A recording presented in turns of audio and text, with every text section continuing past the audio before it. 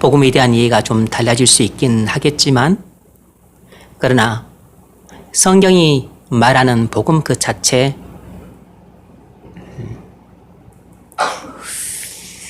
협의의 복음이든 광의의 복음이든 복음 설교라고 할 때 그 복음 설교의 개념 정의는 동서고금 막론하고 달라지지 않습니다. 성경이 말하는 복음 설교란 예수 그리스도의 십자가 복음만을 전하는 설교를 말하는 것이 아니고, 먼저 하나님의 율법을 전하고 그 후에 예수 그리스도의 십자가의 복음을 전하는 것을 합쳐서 복음 설교라 말할 수 있습니다. 그러니까 간단히 정리하자면 복음 설교란 율법도 전하고 복음도 함께 전하는 설교인 것입니다.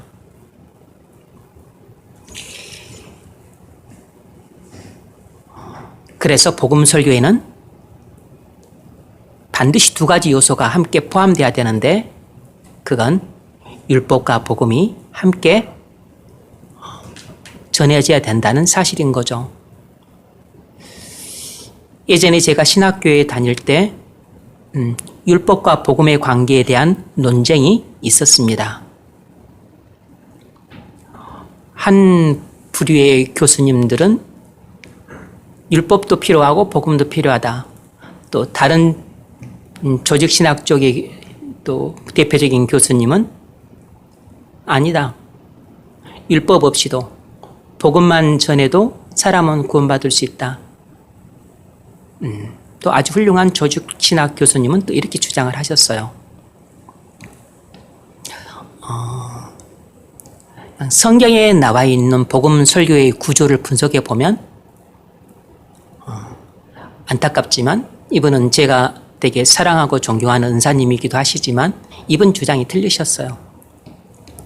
복음 설교에는 율법과 복음이 함께 조화를 이루어서 전해지고 있다는 사실을 발견할 수 있습니다. 뿐만 아니라 로마서 자체가 한 편의 복음 설교인데 그 속에 율법과 복음이 함께 전해지고 있다는 사실입니다. 그래서 특별히 개혁주의 신학 가운데서도 꽃이라 할 수 있는 청교도 신학에서는 율법을 먼저 전하고 그 다음에 복음을 전하는데 이 율법을 전하는 것에 대해서 아주 중요하게 여겼어요. 율법과 복음의 관계를 조금 알기 쉽게 비유로 어떻게 설명을 할 수 있을까? 제가 곰곰이 생각을 해봤는데 이렇게 비유로 설명할 수 있어요. 진단과 처방전으로. 제가 물론 생각 끝에 얻은 비유지만 성령께서 제게 감동을 주셔서 얻은 지혜라고 생각을 합니다.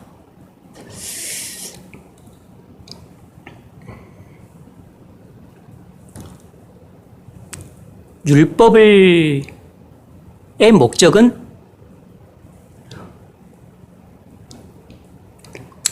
지키라는 데 있는 것이 아니고 죄를 깨달으라는 데 있습니다. 그러므로 로마서 3장 20절이 율법의 목적을 보여주죠.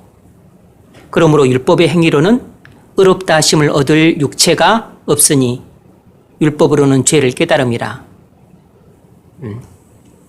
이것이 율법의 목적이에요. 그러니까 율법으로는 죄를 깨달음이라. 무슨 말이죠?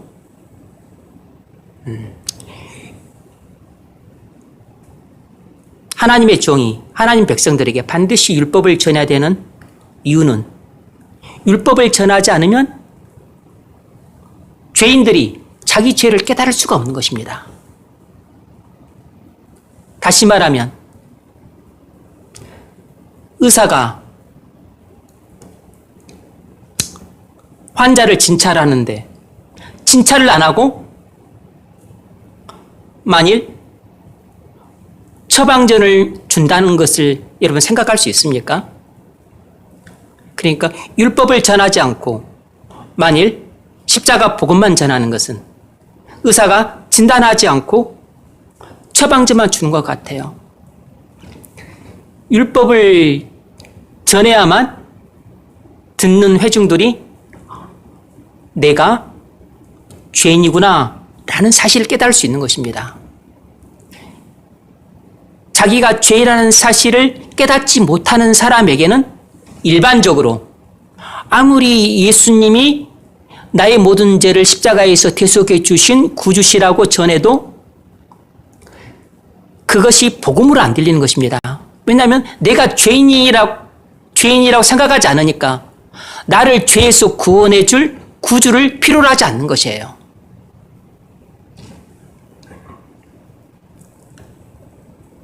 이것은 마치 의사가 환자에게 당신 암입니다. 이렇게 진단을 해줘야만 그러면 내가 수술이 필요하고 그리고 항암 치료가 필요하겠구나 라고 생각하고서 수술과 항암 치료를 통해서 건강을 회복할 수 있는 거죠. 그래서 복음은 처방전과 같은 것이에요. 자기가 죄인임을 깨달은 사람은 예수님이 나를 위해서 속죄제물이 되셨구나. 그래서 나의 머리털보다도 많은 죄들을 다 십자가에서 용서해 주셨구나. 그래서 나는 그것을 믿기만 함으로써 나의 모든 죄를 용서받고 동시에 의롭다함을 받게 되는 것입니다. 그래서 구원을 얻게 되는 것이에요. 이것이 바로 복음인 거죠. 그래서 자기가 죄인임을 깨달은 사람은 율법을 통해서 자기가 죄인임을 깨달은 사람은 복음을 통해서 복음을 듣고 예수 그리스도께 나와서 그리고 십자가에서 자신의 모든 죄를 대속해 주신 예수님이 구주심을 믿고 영접을 하게 되는 것입니다. 그래서 구원을 받게 되는 것이에요. 그러므로 모든 복음 설교에는 율법과 복음이 함께 전해져야 되는 것이에요.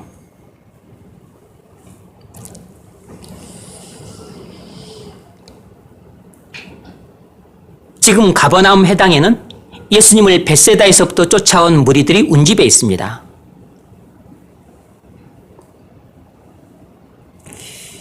만일 예수님이 사기꾼 같은 돌팔이 의사였다면 회중들의 환심을 사기 위해서 듣기 좋은 설교를 했을 겁니다. 그러나 영혼의 의사이신 예수님은 회중들의 영혼의 상태를 정확히 파악하시고 그에 맞는 설교를 하셨어요. 그것이 바로 생명의 떡에 관한 설교였습니다. 물론 이 요한복음 6장에 나와 있는 생명의 떡이라는 설교는 복음 설교이기 때문에 그 속에는 율법과 복음이 완벽한 조화를 이루고 있다는 사실입니다. 예수님이 가버나움 회당에서 생명의 떡에 관한 설교를 마쳤습니다. 그러자 회당에 운집했던 수많은 유대인들과 추종자들이 예수님을 비난하면서 떠나버렸어요. 왜 그들이 떠났을까요? 그들은 예수님이 병자들을 치료하고 귀신들을 쫓아내고 많은 기적들을 행한 것을 직간접적으로 경험했던 사람들입니다. 그리고 바로 전날 오병이의 기적을 직접 체험했던 사람들이기도 해요. 그들은 예수님을 정치적인 메시아로 생각하고서 왕으로 추대하려고 했지만 예수님이 거부를 했어요. 그래서 미련이 남아서 베스다에서 갈릴리 바다를 건너 가버나움까지 쫓아왔어요. 그들은 예수님이 팥으로 메주를 쓴다고 해도 믿을 사람들이었고 죽으라고 하면 죽는 신용까지 할 정도로 예수님에 대한 깊은 신뢰와 존경과 호감을 품고 있었던 사람들이었어요. 그런데 도대체 예수님이 그들에게 뭐라고 설교를 했기에 그들이 심하게 반발을 하면서 떠나버렸을까요?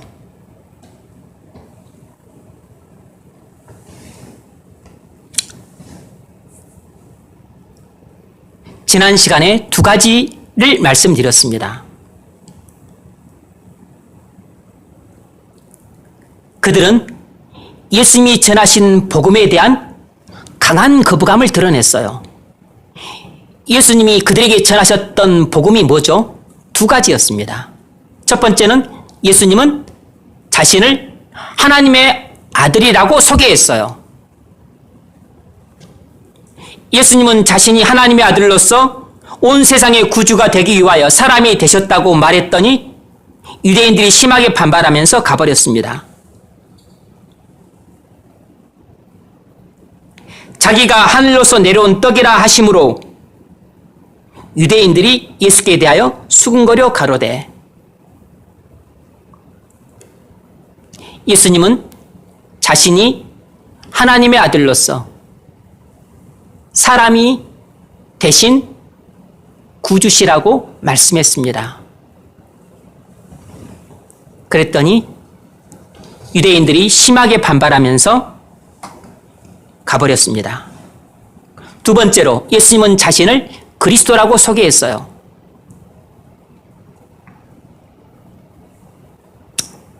하나님의 보내신 자를 믿는 것이 하나님의 일이니라. 내가 곧 생명의 떡이로라.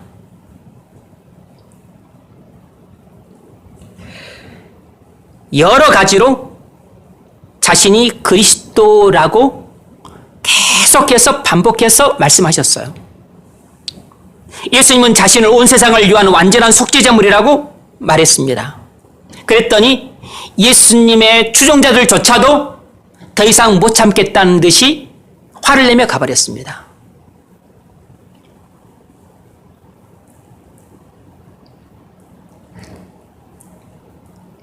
세 번째로 예수님이 이 회당에 운집한 회중들에게 뭐라고 설교를 하셨을까요? 세 번째는 예수님이 그들에게 하나님의 율법을 설교했습니다. 그러니까 이 요한복음 6장에 생명의 떡에 관한 이 설교에는 크게 두 가지 요소가 들어있는 것입니다. 하나는 하나님의 율법을 설교하셨고 두 번째는 예수 그리스도의 복음을 전했던 겁니다. 그래서 이 율법과 복음이 완벽한 조화를 이룬 복음 설교라는 사실을 구조 분석을 해보면 파악할 수 있어요. 예수님은 그들에게 하나님의 율법을 전했습니다. 예수님은 그들에게 율법을 전함으로써 사람들을 철저하게 하나님 앞에 세웠습니다. 그랬더니 그들은 예수님에 대한 깊은 신뢰를 품고 있었던 자들이었지만 썰물처럼 빠져나가 버렸습니다. 이 회당에 운집했던 수많은 사람들은 복음에 대해서도 강한 거부감을 표출했지만 율법에 대해서도 강한 거부감을 표출했어요. 여기서 우리가 한 가지 놓치기 쉬운 중요한 사실을 알 수 있는데 사람은 본성적으로 율법에 대해서뿐만 아니라 복음에 대해서도 거부 반응을 보인다는 사실입니다. 우리는 통상 어떻게 알고 있냐면 죄인은 하나님의 율법에 대해서는 거부감을 느끼지만 복음에 대해서는 호감을 느낄 거라고 생각을 해요. 그러나 그러지 않습니다.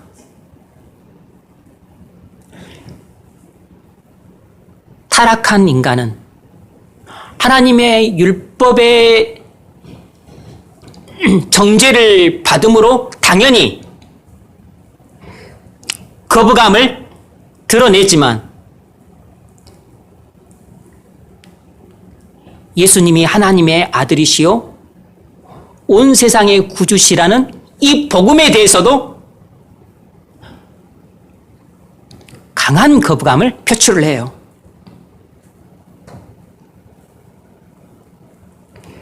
복음 설교란 율법과 복음이 조화를 이룬 설교라 그랬어요. 그래서 거듭나지 않은 자연인은 복음 설교를 들었을 때 총체적으로 거부 반응을 보이게 된다는 사실을 염두에 두셔야 됩니다. 그렇다면 예수님이 그들에게 전했던 하나님의 율법은 무엇이었을까요? 크게 두 가지가 있습니다. 첫 번째로 예수님은 회당에 운집한 무리들에게 인간의 전적인 타락을 설교했어요. 예수님은 인간의 전적인 타락 교리를 설교했습니다. 44절 하반절을 보면 아무도 내게 올 수 없으니 그랬습니다. 영어로 말하자면 No one can come to me 그렇게 되어 있습니다. 66절 하반절에서도 누구든지 내게 올 수 없다 그랬어요. 우리말 번역은 다르지만 영어 번역은 똑같아요. 원문도 같습니다. 사람은 자기가 열심히 노력하면 할 수 있다고 생각합니다.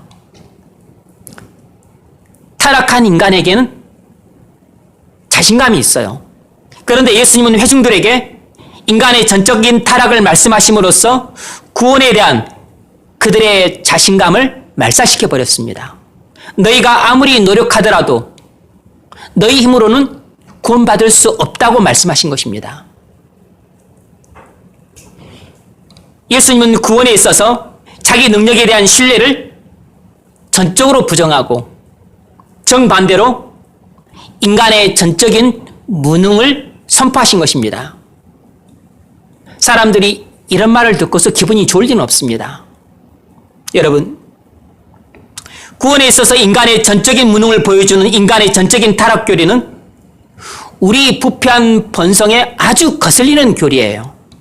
왜냐하면 타락한 인간은 스스로 뭐든지 할 수 있다는 자부심을 갖고 있습니다. 그래서 타락한 인간은 그 자부심으로 과거에 바벨탑을 쌓았고 지금도 과학기술 문명으로 바벨탑을 쌓고 있습니다. 그래서 인간의 과학기술이 발달하면 인간은 치료 못할 질병이 없는 시대가 도래할 수 있고 지금은 불치병이지만 나중에 100년이 지나고 200년이 지나면 대부분 치료하게 될 것이라고 믿고 냉동인간은 들어가기도 하고 그리고 유토피아를 꿈꾸기도 합니다. 이것이 인간이 과학기술로 이루고자 하는 바벨탑인 거죠. 그런데 목사가 인간의 전적인 타락을 말하면서 여러분 힘으로는 절대로 구원 얻을 수 없다고 말하면 대부분 회중들은 시큰둥하게 듣습니다. 그래 어쩌라고 이런 마음으로. 오히려 인간의 부분 타락을 말하면서 비록 여러분이 부분적으로 타락했지만 얼마든지 여러분의 힘으로 믿을 수 있습니다. 라고 말하면 되게 소망이 있다고 생각을 하며 좋아해요. 이런 가르침은 인간의 의지적인 행위를 중시하면서 인간의 책임을 강조하기 때문에 인간의 타락한 본성에 맞아떨어집니다. 사람의 자부심을 완전히 깔아뭉개지 않고 자기 힘으로 할 수 있는 여지를 남겨두었기 때문에 사람들이 이런 설교를 들으면 대체적으로 수긍하고 받아들여요. 그래서 감리교나 성결교나 오순절 같은 알미니안주의자들은 자기들의 구원 교리를 자랑스럽게 설명합니다. 왜냐하면 인간의 부분 타락, 조건 선택, 보편 속죄, 가학력적인 은혜, 그리고 중도 탈락이라는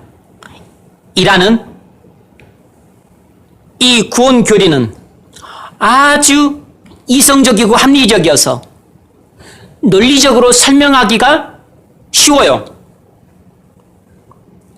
그러니까 이해하기도 쉽고 받아들이기도 쉬운 것입니다. 제가 신촌에 있는 유명한 선교교회에 가서 설교를 들었는데 아주 자랑스럽게 알미니안 구원 교리를 설명을 하시더라고. 그러나 인간의 전적인 타락 교리는 구원에 있어서 인간의 전적인 무능함을 보여줍니다.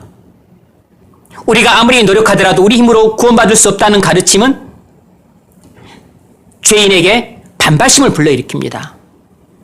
그래서 사람들이 이런 설교를 들으면 은근히 화가 나기도 해요. 온화한 사람일지라도 이런 가르침을 싫어합니다. 이처럼 인간의 전적인 타락 교리는 타락한 인간의 본성에는 잘 맞지 않으므로 들으면 마음이 상할 수밖에 없어요. 특히나 도덕을 강조하고 인간의 그 자유 의지와 그리고 인간에 대한 자긍심이 높은 그런 그 사람일수록 이런 교리에 대해서 극단적인 반발심을 보입니다. 리차드 도킨스 같은 그런 사람이 아주 강한 반발을 보이는 걸 봤습니다. 우리가 우리 힘으로 구원받을 수 없다면 도대체 우리는 어떻게 구원을 받습니까? 하나님의 불가항력적 은혜로 구원을 받죠. 그래서 인간의 전적인 타락 교리는 필연적으로 하나님의 불가항력적 은혜라는 교리로 이어지게 되어 있어요. 그래서 예수님이 인간의 전적인 타락을 말씀하시는 그 본문에서 하나님의 불가항력적인 은혜도 똑같이 말씀을 하고 있어요. 44절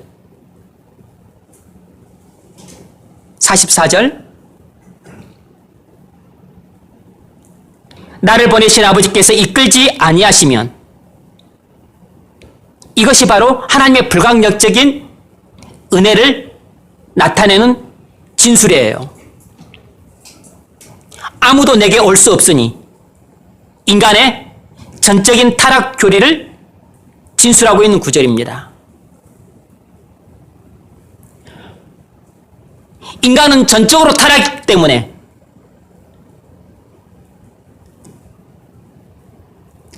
제 발로는 예수 그리스도를 믿을 수가 없어요. 자기 힘과 노력과 애씀으로는 예수님이 하나님의 아들이심과 나의 구주 되심을 믿을 수가 없습니다. 그럼 어떻게 믿죠? 하나님의 은혜가 내게 부어져서 나의 전적으로 타락한 본성이 거부할 수 없을 정도로 그렇게 불가항력적인 강한 은혜가 부어져서 나의 이 타락한 본성에서 나오는 이 거부감과 반발감과 그리고 이 증오심을 누르고 그래서 나의 어두운 영의 눈을 열어주면서 비로소 하나님이 살아계시고 예수님이 아들이시고 십자가에서 피 흘려 죽으신 것은 나의 모든 죄를 대속하시기 위함이라는 사실이 나의 의지하고는 상관없이 믿어지게 되는 것입니다. 믿어지는 것이 믿음이에요. 내가 믿는 것은 믿음이 아닌 것입니다. 믿음이란 하나님의 불가항력적인 은혜로 믿어지는 것이에요.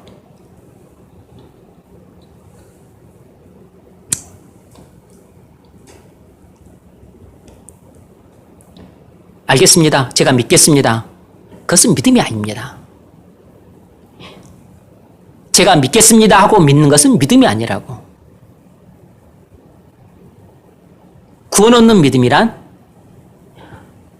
내가 믿고 싶어도 믿을 수 없는 것을 하나님의 불강력적인 은혜가 부어져서 내 힘으로 못 믿는 것을 내게 믿어지게 만드는 것입니다. 65절도 44절과 똑같이 그 점을 말합니다. 65절 보세요. 내 아버지께서 오게 하여 주지 아니하시면 하나님의 불강력적인 은혜를 진술하고 있는 구절이에요. 누구든지 내게 올 수 없다. 인간의 전적인 타락을 진술하고 있는 구절입니다. 인간은 전적으로 타락했기 때문에 자기 힘으로는 예수님의 십자가의 죽음이 자기 죄를 대속하기 위한 죽음이라는 사실을 믿을 수가 없습니다. 하나님의 불강력적인 은혜가 부어져서 내 마음이 덮인 수건이 벗겨질 때 비로소 십자가의 예수님의 죽음이 나의 죄를 대속하기 위한 속죄의 죽음이란 사실이 믿어지는 것입니다.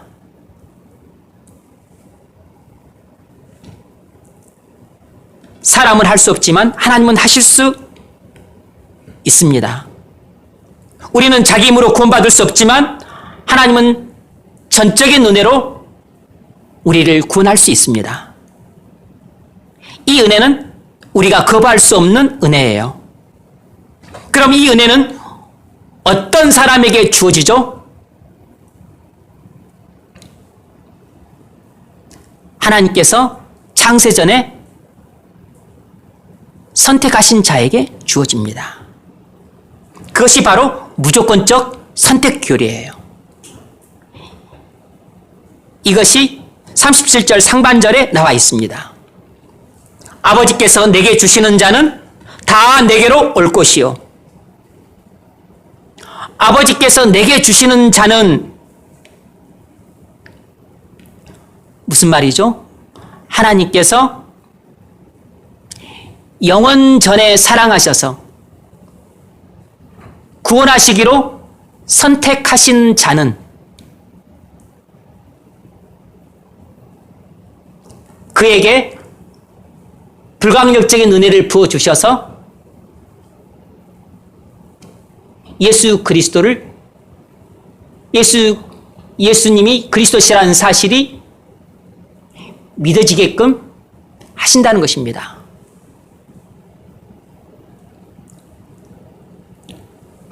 이렇게 하나님께서 선택하신 자들을 구원하기 위하여 예수님이 십자가에서 피 흘려 죽으셨어요. 이것이 바로 제한 속죄 교리입니다.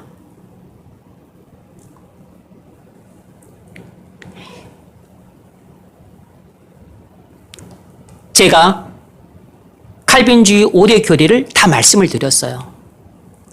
이것이 예수님이 회당에서 하신 이 생명의 떡의 설교 내용 속에 다 포함되어 있는 진리들이에요. 이것이 바로 하나님의 율법을 회중들에게 전한 것입니다. 이렇게 속죄받은 우리가 다시 구원을 잃어버리면 어떻게 하죠? 신앙생활 하는 사람들에겐 다 이런 불안감이 조금 있습니다. 내가 얻은 구원을 다시 잃어버리면 어떻게 하지? 걱정 안 해도 됩니다. 우린 한 번 받은 구원은 절대로 잃어버리지 않습니다. 37절 하반절에 내게 오는 자는 내가 결코 내쫓지 아니하리라. 뭘 말하죠? 성도의 견인 교리를 예수님이 말씀하고 있어요. 그러니까 예수님은 회당에 운집한 회중들에게 하나님의 율법을 충실하게 설교하고 있습니다. 인간의 전적인 타락에 대해서, 하나님의 무조건적 선택에 대해서, 제한 속죄에 대해서, 그리고 하나님의 불가항력적 은혜에 대해서, 심지어 성도의 견인까지 다 이야기를 하고 있어요.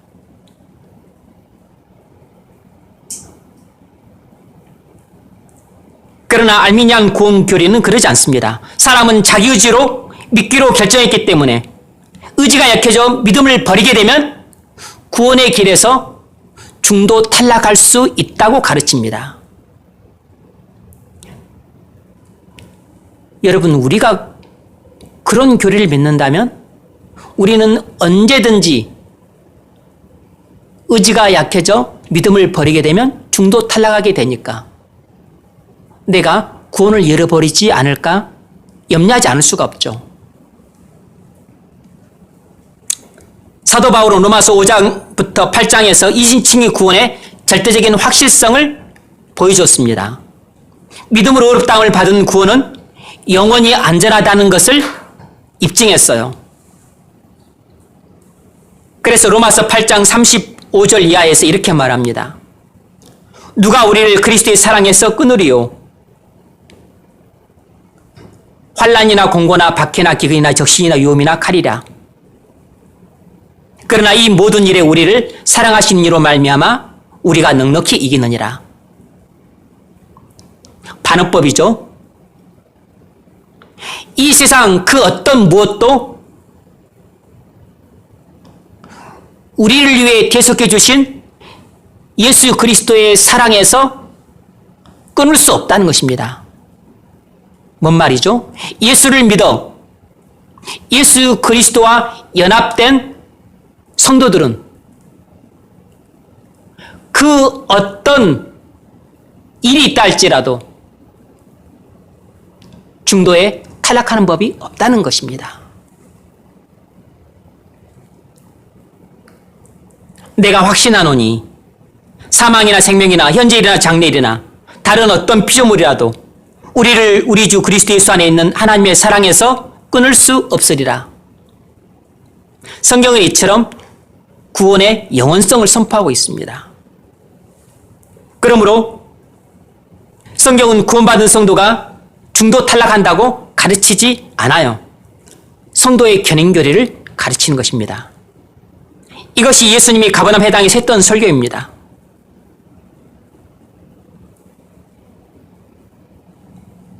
회중들을 하나님 앞에 세웠던 것이에요. 그랬더니 그들이 이 하나님의 율법과 그리고 예수 그리스도의 복음을 듣고서 어떤 것도 자기들 마음에 들지 않았던 겁니다. 율법을 들어도 불쾌하고 복음을 들으니까 더 화가 나고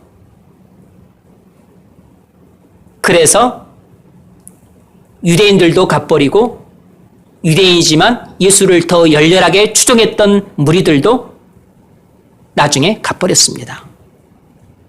충격적인 결과예요. 뭘 알 수 있습니까? 타락한 인간은 인간의 전적인 타락교리와 하나님의 불가항력적인 은혜교리 본성적으로 싫어한다는 것입니다. 하나님의 불가항력적인 은혜가 임하지 않으면 하나님의 율법을 들은 회중들의 반응은 냉담하기 쉽습니다. 그래서 목회자들이 설교하기가 무척 부담스러운 주제예요. 목회자들이 교인들 하나님 앞에 세우는 것을 무척 부담스러워합니다. 또 교인들도 자기들이 완전히 발가벗겨진 채 하나님 앞에 서는 것을 무척 싫어해요. 목회자도 부담스럽고 교인들도 본성적으로 싫어하니까 목회자가 이런 설교를 안 하는 것이 둘 다 편합니다. 목회자가 괜시리 이런 설교를 했다가 교인들은 반발하고 그리고 목회자는 실질적으로 얻는 것은 없고 반발해서 심하면 교회를 떠나거나 아니면 목사의 대적자가 됩니다.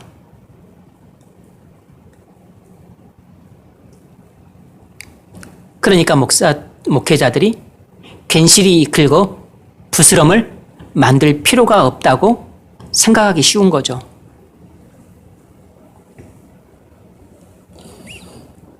두 번째로 예수님이 전했던 하나님의 율법이 무엇이었냐면 예수님은 사람들의 죄악된 행위를 정죄했습니다. 26절, 27절 상반절까지 우리 같이 한번 읽습니다. 26절, 27절 상반절까지 시작.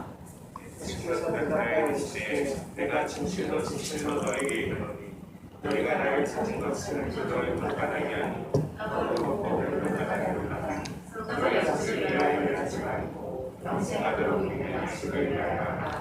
아멘. 아멘. 너희가 나를 찾는 것은 표적을 본 까닭이 아니요 떡을 먹고 배부르는 까닭이로다.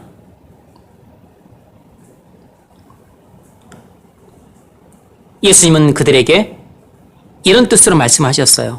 너희는 나를 그리스도라고 믿고 따르는 것이 아니라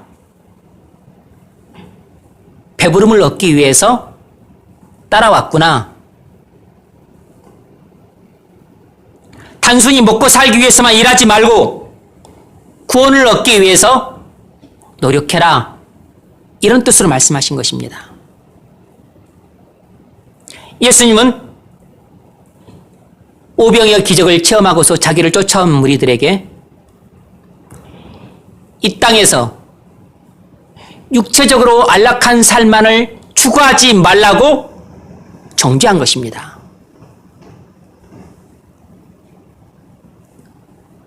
예수님은 그 무리들이 베세다에서 갈릴리 호수를 건너 가버나움까지 쫓아온 그들의 성의를 인정해 주지 않았습니다. 그 노력을 칭찬하기는커녕 오히려 책망했어요. 36절 너희는 나를 보고도 믿지 아니하는도다. 64절 너희 중에 믿지 않은 자들이 있느니라. 예수님은 연거푸 그들의 불신을 꾸짖었습니다.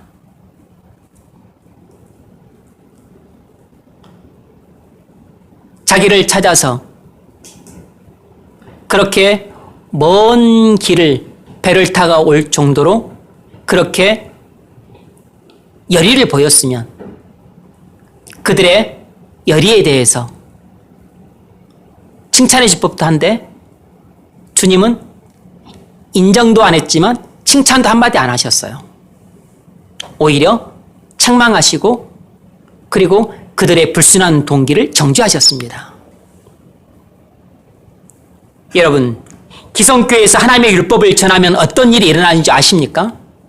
한두 번은 그냥 듣지만 계속 반복되면 교인들이 언짢아하고 불편한 기색이 역력합니다.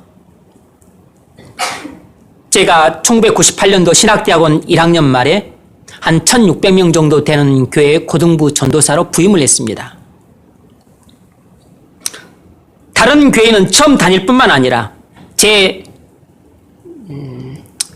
목회자로서 처음 사역이기도 했어요.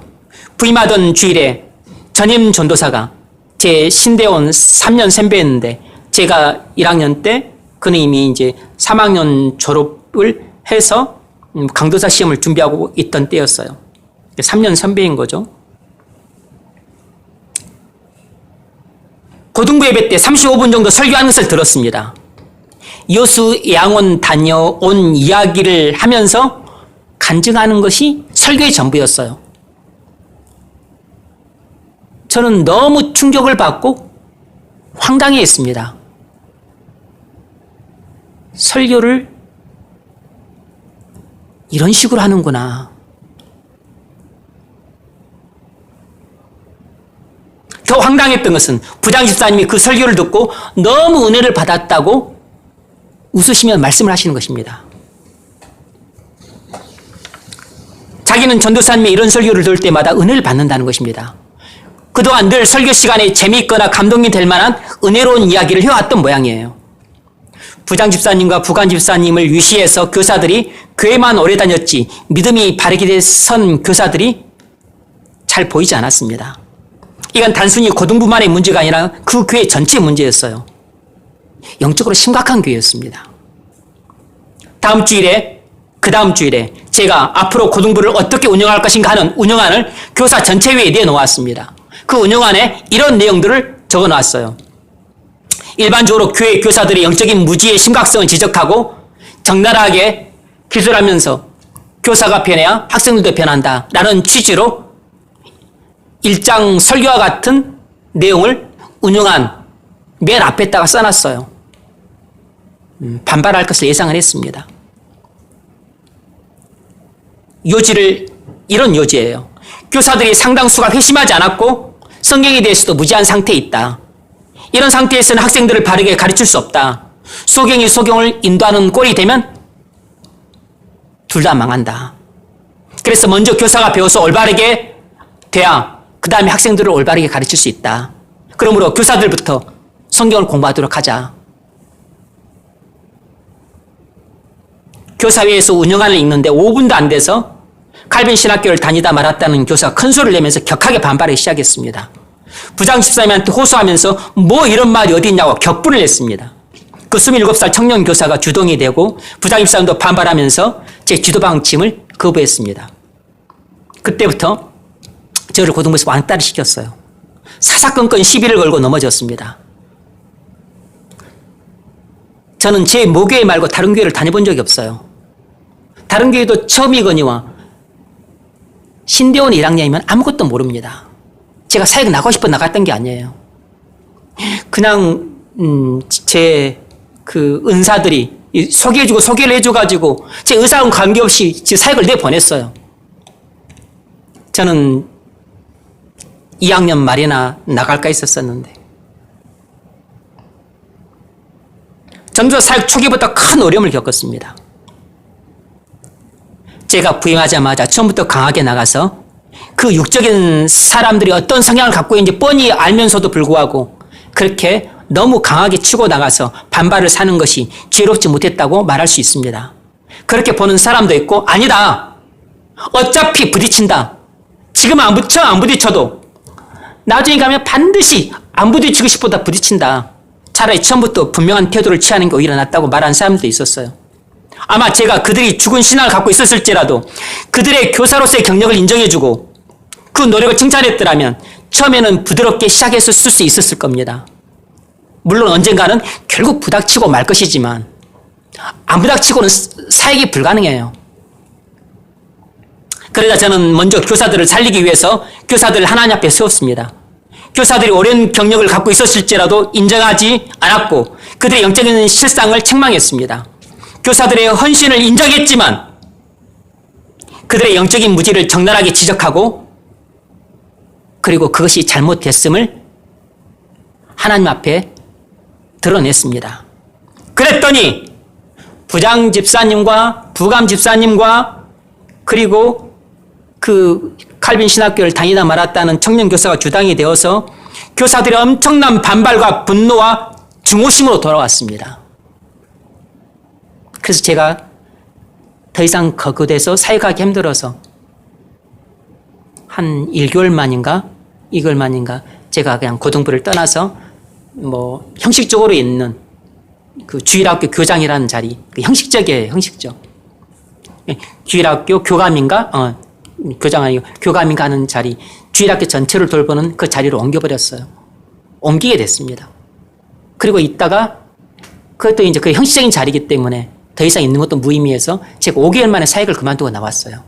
첫 사역에 완전히 실패했습니다.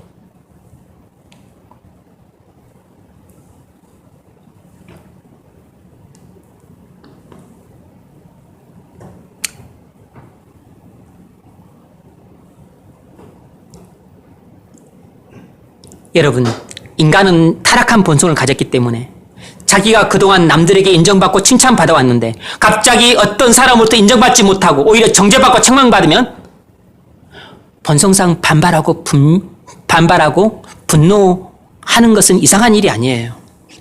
그래서 예수님의 복음 설교도 수많은 유대인들과 추종자들의 반발과 분노를 샀고 결국 그들이 떠나는 도화성이 됐습니다.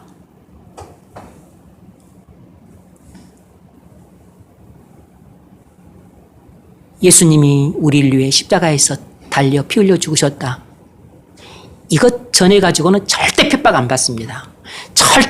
교회 안에서는 완전한 그 불신자들 말고 교회 안에서는 십자가 복음 전해가지고 막 거부하고 반발하고 시월하고 분노하고 내쫓고 그런 경우는 절대 없어요.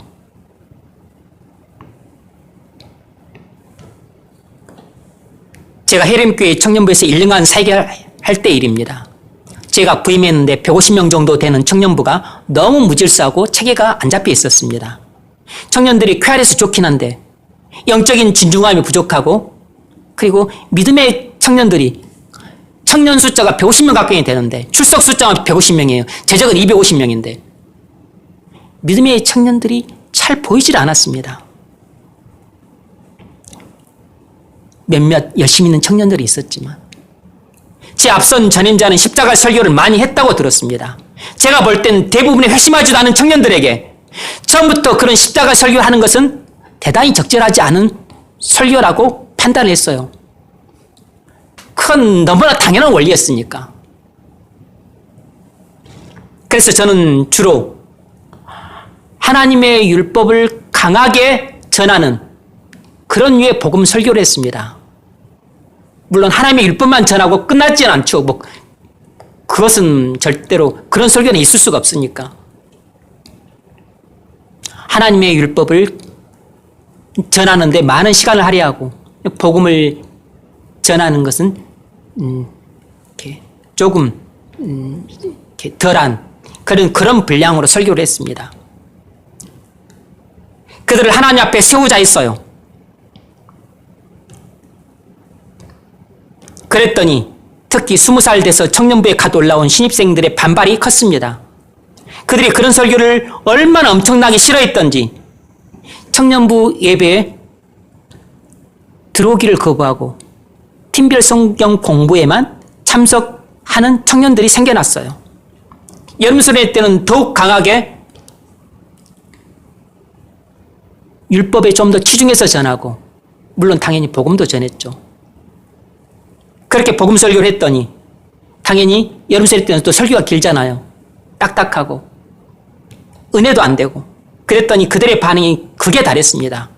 2번 다시 이런 수련회는 오지 않겠다고 이를 팍팍 깔았어요. 지난 주일에 희용기 형제 신방하면서 옛날 그 이야기 했습니다. 죄인들은 본성적으로 하나님의 율법의 거울 앞에서 자기의 흉측한 몰골을 보는 것을 대단히 혐오스럽게 생각합니다.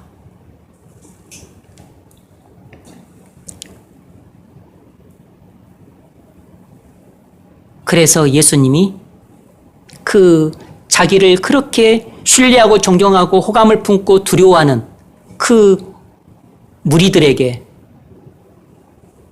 하나님의 율법도 전하고 그리고 자기가 온 세상의 구주라는 복음도 전했지만 그들은 율법도 거부하고 복음도 거부하고 다 거부했어요.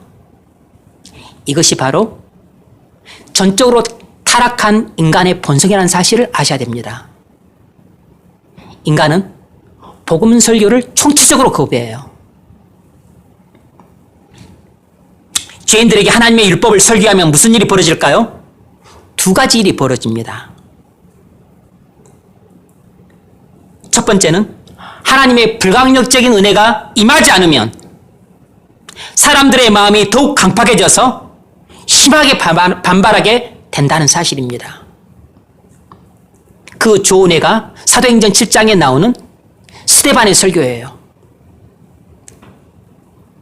스데반이 공회에 모인 대제사장과 서기관들과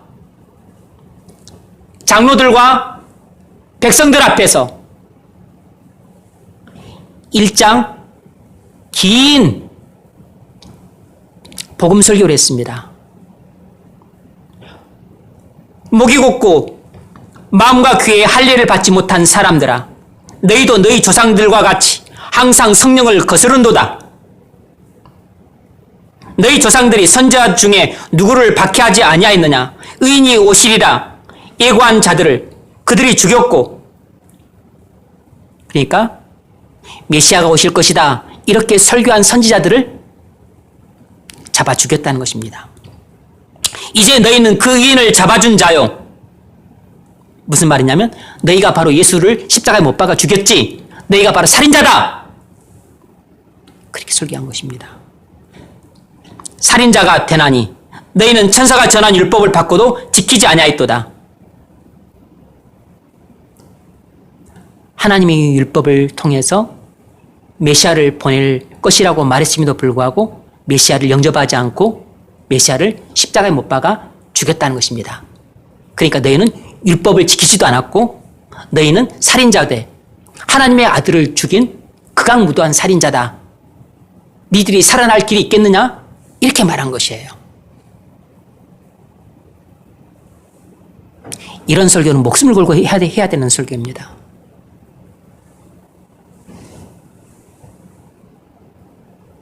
스데반이 그 유대의 종교 지도자들의 실상을 하나님 앞에서 낱낱이 벗겨내서 추한 몰골을 드러냈습니다. 그들은 하나님의 아들을 죽인 극악무도한 살인자예요. 용서받을 수 없는 살인자들입니다. 그들의 조상들은 메시아가 오실 것이라고 복음을 전했던 그 선지자들을 죽인 살인자들이에요. 그러니까 그들의 조상들도 율법을 어기고 살인을 저지른 자들이고 이들도 율법을 어기고 살인을 저지른 자들이에요. 그랬더니 이들이 치욕감에 치를 떨면서 분기탱천에서 스데반을 끌고 나가 영문 밖에서 돌로 쳐 죽였습니다. 그들이 이 말을 듣고 마음에 찔려 그를 향하여 이를 갈건을 이를 부득부득 갈았습니다. 해림교에 있을 때 그 20살 먹은 고등부에서 청년부를 가도 올라온 청년들도 이를 부득부득 갈더라고. 그들이 큰 소리를 지르며 귀를 막고 일제히 그에게 달려들어 성 밖으로 내치고 돌로 칠세. 이들은 자기들이 하나님의 자녀가 아님을 스스로 증명했습니다. 여러분, 기성교회에서 하나님의 율법을 전하면 어떤 일이 일어나는지 아십니까? 한두 번은 그냥 모른 채 지나가 주기도 하지만 몇 번 전하면 특히 중직자들이 아주 강한 거부감을 느끼면서 반발해요. 그만둘 기미가 없이 계속 이런 식의 설교를 하면 불쾌감을 여과없이 드러내고 혐오감을 노골적으로 표출합니다. 대학생 선교단체 간사였던 27살 자매가 있었습니다. 자기는 회심했다고 생각하니까 간사가 되어서 열심히 활동을 했죠. 제가 볼 때는 아무리 봐도 회심하지 않은 것이 분명한 것 같아서 신방할 때 조심스럽게 자신에 대해서 잘 살펴볼 것을 아끼는 마음으로 권면을 했습니다. 첫 신방 때 그랬어요. 그러나 나중에 돌아오는 건 핍박이었습니다. 그 자매 아버지가 교회 장로님이셨는데 처음에는 무척 호의적인 태도로 저를 대했다가 그 후부터는 냉랭하게 대하기 시작했습니다. 나중에는 째려보듯이 쳐다보고 그리고 불쾌하다는 듯이 표정을 바꾸고 얼굴을 돌리곤 했어요. 반감을 노골적으로 표출했습니다. 그러다 결국 제 설교를 가지고 꼬투리를 잡고 담임 목사님에게 전화를 해서 시비를 걸고 교회에서 나가도록 압박을 했습니다. 사임 압박을 계속 받았어요. 3년 내내 받았습니다. 그러다가 결국 나중에 사임을 했죠. 율법을 전해서 죄인들을 하나님 앞에 서려고 할 때는 여러분 하나님의 종들은 자기 목숨을 걸어야 됩니다. 하다못해 자기 자리라도 걸어야 돼요. 죄인들은 특히 특히 교회 안에서 예수 그리스도의 복음을 전하는 것은 아무 문제가 없어요. 그런데 아무리 온순한 교인, 그리고 뭐 또 중직자들, 열심히 있는 사람들, 어떤 사람이든지 간에 하나님의 율법을 전하면 처음 한두 번은 달게 받는 경우들이 있어요. 그런데 여러 번 계속되면 전부는 아니지만 상당수의 사람들, 특히 중직자들이 아주 불편해합니다. 왜냐하면 지금 자기들의 신앙의 경륜이 몇십 년이에요. 근데 그걸 인정을 안 해주는 것입니다. 그리고 자신들이 교회에 해온 헌신이 얼마나 커요. 그걸 칭찬을 안 해줘요. 그럼 본인들이 지금 엄청나게 공로를 세웠다고 생각을 하는데 그 공로에 대해서 높이 평가를 안 해주는 것입니다. 완전히 무시하잖아요. 완전히 깔아뭉개니까 어디서 굴러먹다고 온 개벽다구 같은 부목사가 와서 자기들을 무시하나 싶으니까 너무 불쾌하고 화가 나고 견딜 수가 없는 것입니다.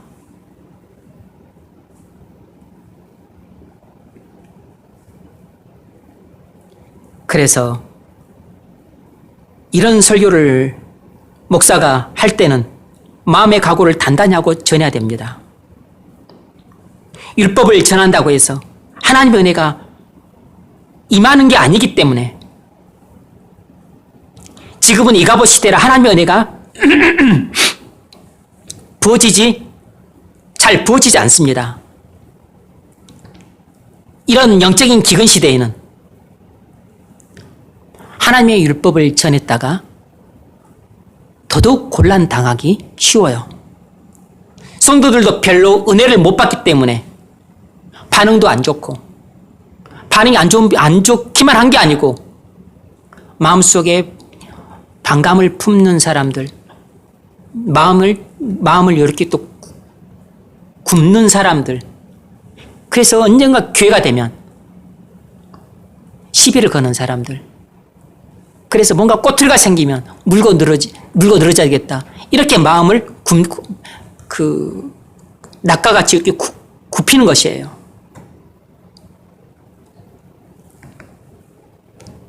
그러나 죄인들에겐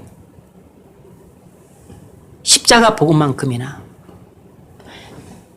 하나님의 율법이 꼭 필요한 것입니다.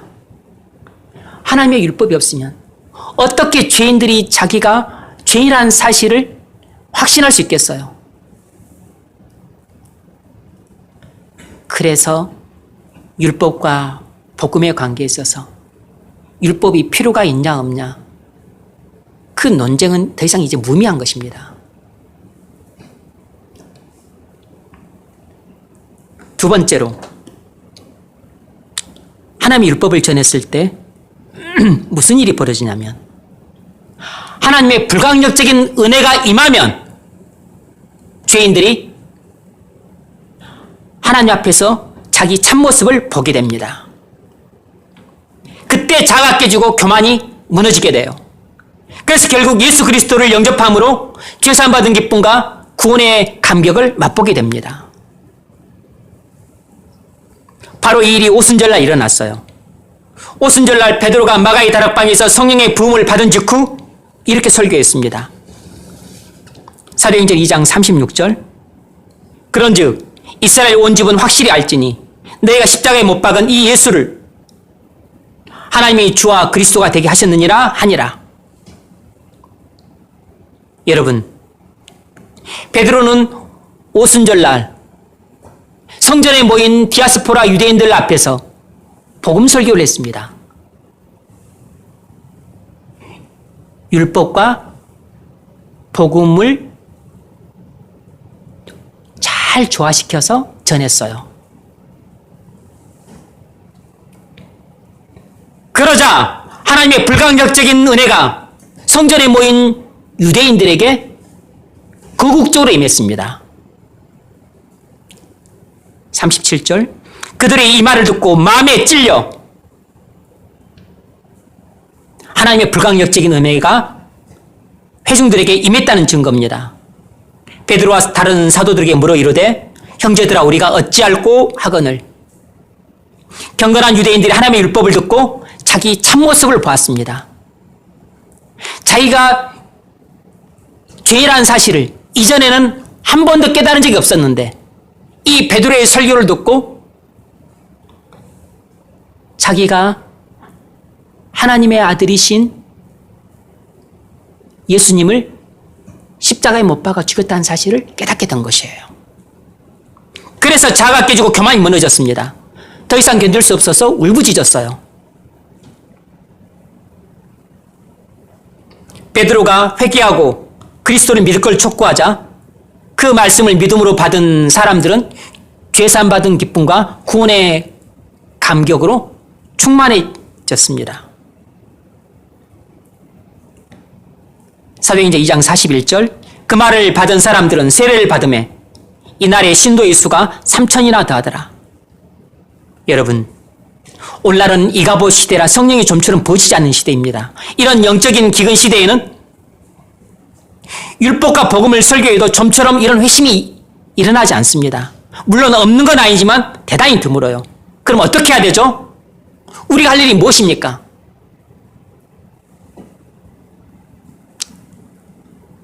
세 가지가 있습니다. 첫 번째로 목사가 할 일은 하나님의 율법을 전하는 것입니다. 디모데후서 4장 2절 너는 말씀을 전파하라. 때를 얻든지 못 얻든지 항상 힘쓰라. 범사에 오래 참음과 가르침으로 경책하며 경계하며 권하라. 경책이란 확신시키라 이 뜻입니다. 확신시키고 그리고 꾸짖고 그리고 권면하라. 제가 할 일은 성령이 부어지든 안 부어지든 하나님의 율법과 복음을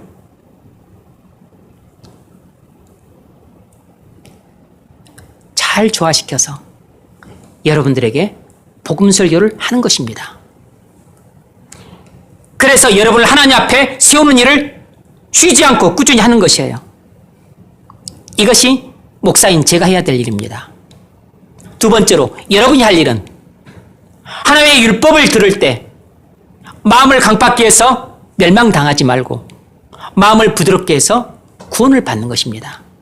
이것이 바로 여러분이 해야 될 일이에요.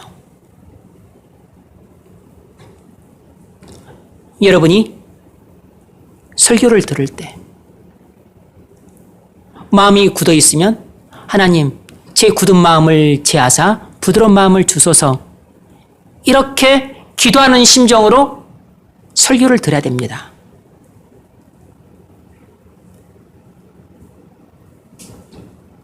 그것이 여러분이 해야 될 일입니다.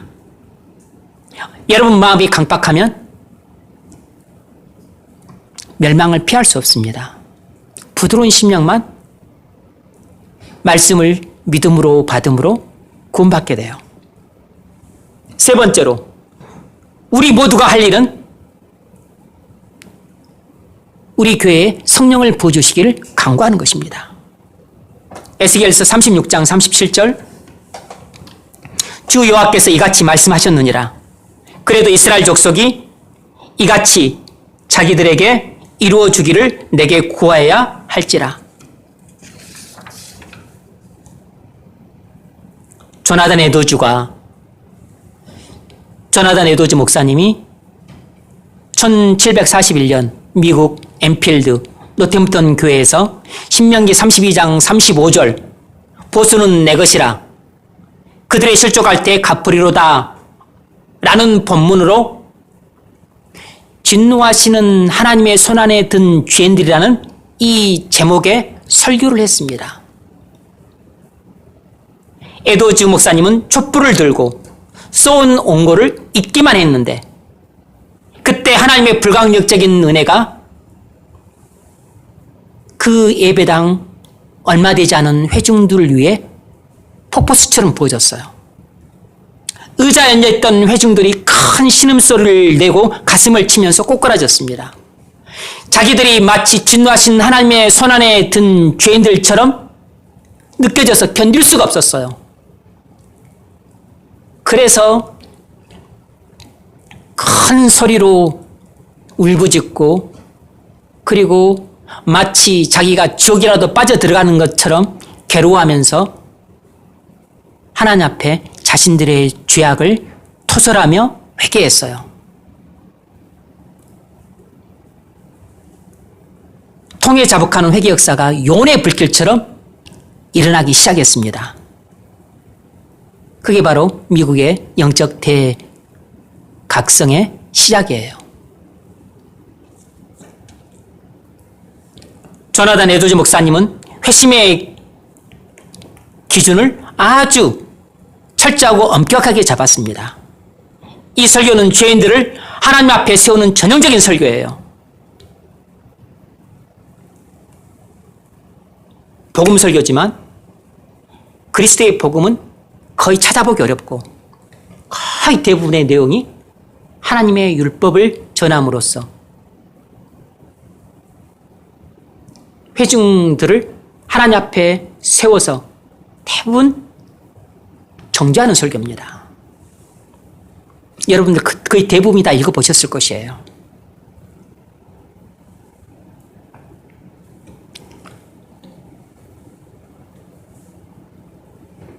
회중들이 듣기가 매우 거북했을 겁니다.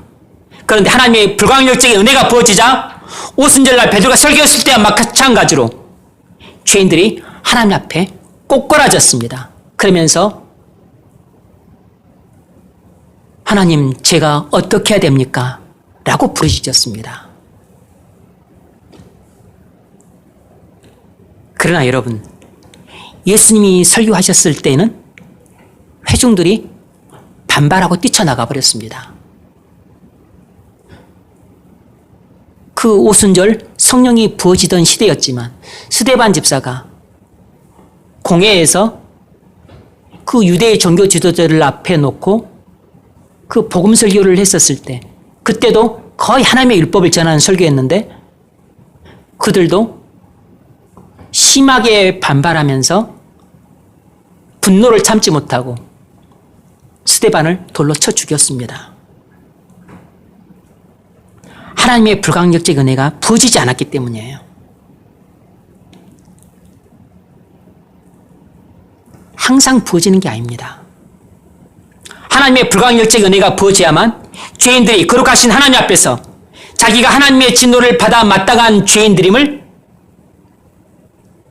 볼 수 있기 때문입니다.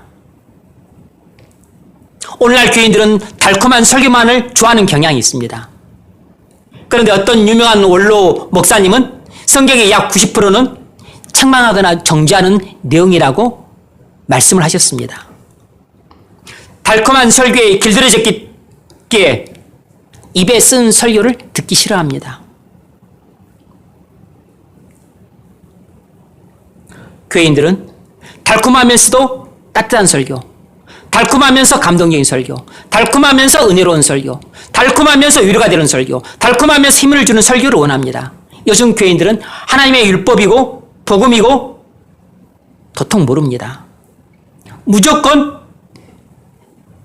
자기에게 은혜가 되면 좋다고 말합니다. 무조건 감동이 되고 눈물이 나고 카타르시스를 느끼면 최고라고 얘기합니다. 그러나 예수님은 자기를 신뢰하고 존경하고 호감을 품은 채 따라다니는 추종자들에게 솜사탕처럼 달콤한 설교를 하지 않았습니다. 그들에게 얼마든지 따뜻하고 감동적이고 은혜롭고 위로가 되고 힘을 주는 설교를 하실 수 있었지만 결코 진노하신 하나님의 손안에 든 죄인들에겐 그런 사탕 발린 독약 같은 설교를 하지 않으셨어요. 그건 사기 행각과 다를 바 없었기 때문입니다. 예수님은 3년 공생애 동안 단 한 번도 회중들의 환심을 사기 위해서 달콤한 설교를 하지 않으셨습니다. 하나님의 진노 앞에 선 그 불쌍한 죄인들에게 항상 율법과 복음이 조화를 이룬 복음 설교를 하셨어요. 오늘날 교회도 예수님처럼 진노하신 하나님의 손안에 든 죄인들에게 율법과 복음이 잘 조화를 이룬 복음 설교를 전해야 하는 것입니다. 병든 환자에게는 양약이 필요해요. 그런데 양약 고구입니다. 좋은 약은 입에 쓴 법이에요. 마찬가지로 영죽을 죄인들에게는 십자가 복음만 필요한 게 아닙니다. 잘한다고 칭찬해주고 자기의 존재를 인정해주고 그리고 자기의 공로를 높이 평가해주는 그런 솜사탕처럼 달콤한 설교가 듣기에는 좋을지 모르지만 그의 영혼에는 유익이 안 되고 도리어 해가 됩니다. 하나님의 율법은 우리를 정죄하고 책망하기 때문에 입에 쓴 법이에요. 그러나 그 입에 쓴 말씀이 우리가 하나님 앞에 죄인이라는 사실을 깨닫게 해줄 수 있는 유일한 말씀이에요. 율법으로는 죄를 깨달음이니라. 율법은 몽학선생과 같아서 우리가 죄인이라는 사실을 깨닫게 함으로써 우리를 예수 그리스도에게로 인도해 주는 것입니다. 우리가 하나님 앞에 죄인이라는 사실을 보지 못하면 어떤 사람도 예수 그리스도 앞으로 가지 않아요.